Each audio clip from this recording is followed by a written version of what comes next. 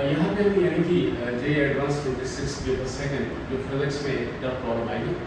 जो यानी कि 99% स्टूडेंट इसे नहीं कर पा रहे थे। तो यहाँ पे यानी कि जैसे हम देखना चाह रहे थे कि प्रॉब्लम में क्या लिखा है, nuclear reactor starts producing the radioactive nuclides X from t equals to 0 at a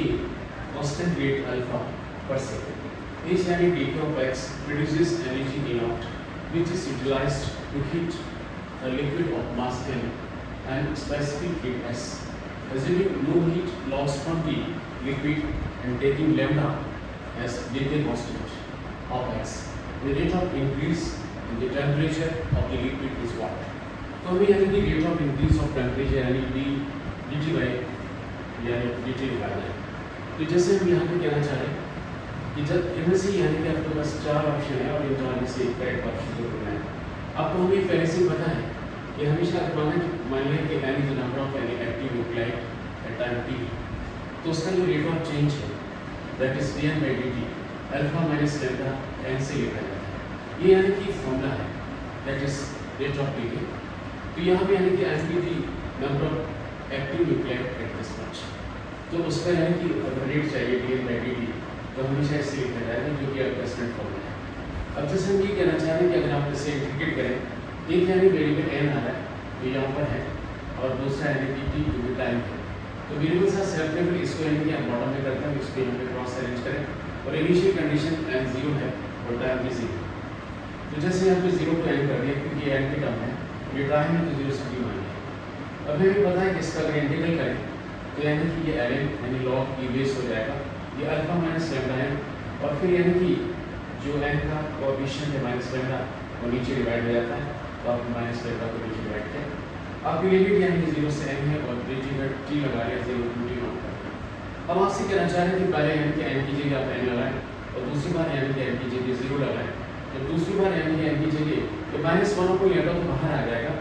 एक बार यानी कि ये आएगा और दूसरी बार बीच में माइनस का रखें क्योंकि n की जगह 0 लगाएंगे तो यानी कि n अल्फा आएगा। बल्कि log m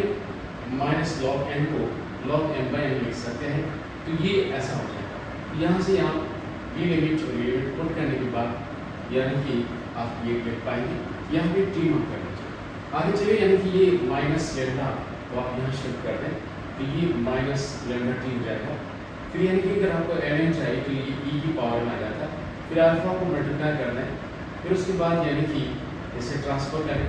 और इसमें से n को सेपरेशन करेंगे तो आपके पास यानी कि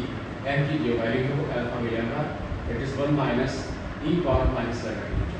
तो आपको स्टेप समझ में आ गई,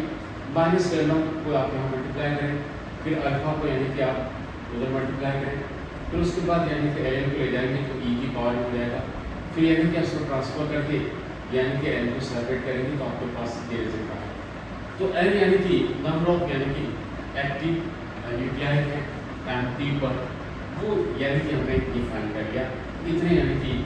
एक्टिव न्यूक्लियाइड आपके पास में है टाइम t पर।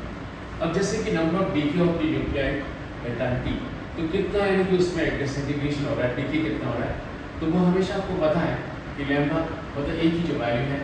वो लैम्डा इनटू n के बराबर होती है, नंबर ऑफ डीके को शो कर रहा है। अब यहाँ पे यानी कि आपका n की जो वैल्यू है, n आप ऑलरेडी फाइंड कर चुके हैं, तो n की जो वैल्यू है आप इस n की वैल्यू को यहाँ पुट कर दीजिए। तो ये यहाँ पर यूँ भी कह सकते हैं कि ये अगर n इंटू लैम्डा यहाँ पे करें तो ये वैल्यू जो बचेगी वो आपकी आ जाएगी जो हमने यहाँ पे लिखी। अब देखना चाह रहे हैं since each decay produces energy, अगर डीके होता है, आप मान लिया कि वो एक डीके एनर्जी यानी कि ई नॉट प्रोड्यूस कर रहा है और आपके पास तो इतने नंबर ऑफ डीके हैं, तो एक डीके में इतनी एनर्जी होती है, तो इतने डीके में कितनी होगी, तो वो ई नॉट इंटू ए हो जाएगा और यही आपका कहलाएगा रेट ऑफ यानी कि एनर्जी प्रोडक्शन। तो ये डी बाई डी टी कि एनर्जी किस रेट से प्रोड्यूस हो रही है वो आपके पास आ रहा है। पर हम ये देखें कि ए की जो वैल्यू है वो हम फाइंड कर चुके हैं, तो क्यों नहीं हम इस ए की वैल्यू को यहाँ पुट कर दें। पुट करने के बाद ये आपके पास रिजल्ट आ रहा है। अब कहना चाह रहे हैं कि this energy is used the liquid the rate of heat observation. तो यानी कि क्योंकि ये जो एनर्जी है वो हीट को मतलब लिक्विड को हीट करने के लिए हम यूज़ करते हैं, तो कहना चाह रहे हैं कि हीट कितनी रेट से एब्जॉर्ब हो रही है, एब्जॉर्प्शन किस रेट से हो रहा है, तो वो यानी कि आपका फॉर्मूला होता है dq by dt, it is m into s, it is dt by dt। जहाँ पे s के लिए बताया था कि वो यानी कि स्पेसिफिक हीट है, तो वो आपके पास पहले से यानी कि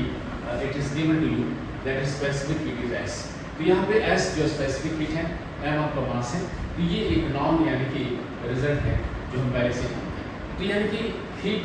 ऑफ एब्जॉर्प्शन इस रेट से हो रहा है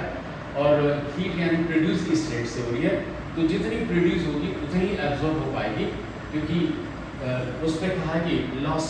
नहीं है, अज्यूमिंग नो हीट लॉस, तो इस कारण से जितनी यानी कि प्रोड्यूस हो रही उतनी यानी कि एब्जॉर्ब हो पाएगी। तो आप यानी कि इसको और इस दोनों को इक्वेट कर दें। अगर आपको dt by dt चाहिए, t for temperature and this t is for time, तो रेट ऑफ यानी कि change in temperature, rate of increase in temperature चाहिए, तो आप इस ms को m into s को बॉटम में लिख दें, तो ये आपका आ जाएगा। क्योंकि हमें ये बताना था कि rate of increase in the temperature of liquid, तो वो हमने यहाँ पे फाइंड कर लिया, तो ये आपका एक्सप्रेशन आ रहा है। तो अगर यानी कि इन सारे ऑप्शंस को देखें तो हमें ये लग रहा है कि option A is your correct option. तो इस तरह से यानी इसका result A will be your right answer.